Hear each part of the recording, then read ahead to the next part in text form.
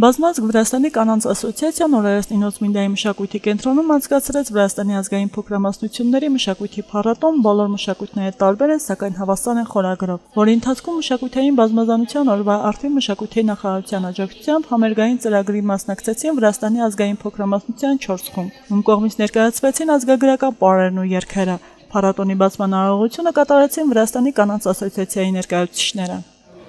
Мы, вне зависимости от национальности, все граждане Грузии, мы должны жить в мире, взаимопонимании, взаимолюбви. Поэтому вы видели, сегодня даже мы провели первый конкурс для детей «Мирное небо», чтобы наши дети имели своеобразный стимул к миру. Мы ради этого, как матери, живем и хотим сохранить этот мир для наших детей.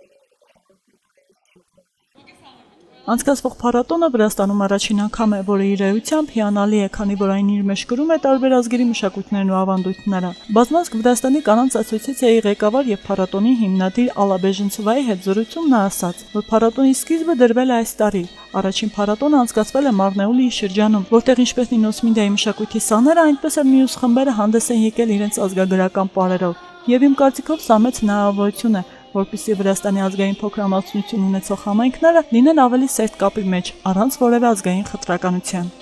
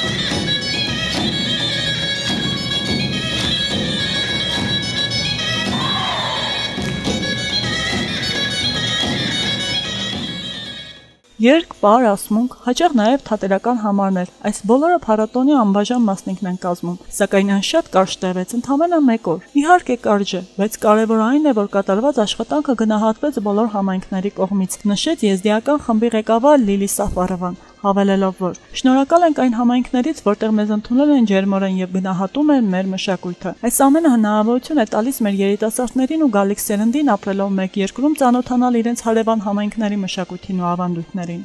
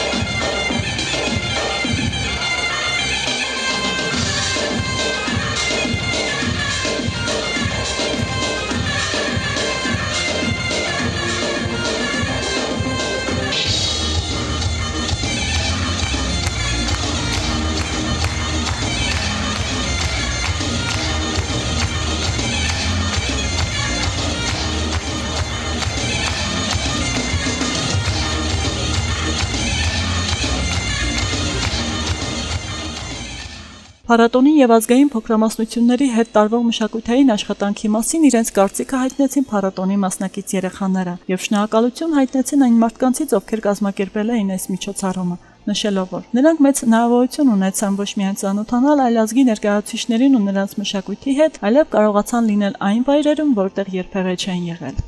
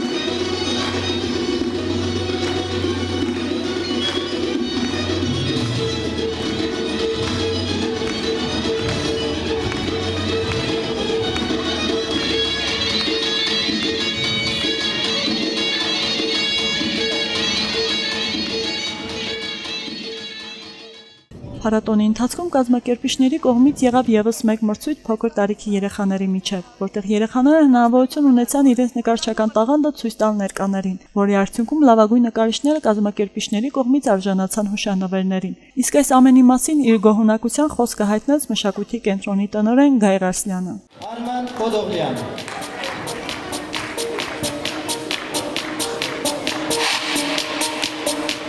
Գրիշիկ Մուզիկյան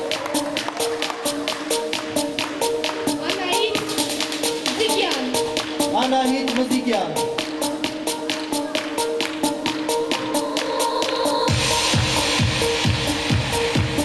Ռոզա Ղարսլյան Вы знаете, 4 июля в Центре культуры провели первый фестиваль, который проводился женщинами, организацией женщины многонациональной Грузии. Принимали участие коллектив из Тбилиси,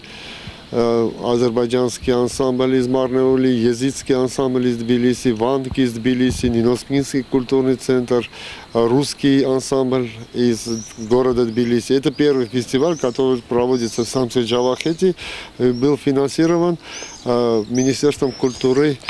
и спорта. Очень хорошо прошел фестиваль, участвовали дети, наверное, до 100 человек. Наши ансамбли, 2 ансамбля вместе с ними участвовали, получили призы. Нас пригласят в Тбилиси для получения дипломов и медалей. Цель данного проекта, чтобы разные народы, разные этнические группы, которые сегодня населяют Грузию, могли бы спокойно, дети разных национальностей могли бы спокойно ездить друг к другу, показывать свою культуру и достойно представлять Грузию на международной арене.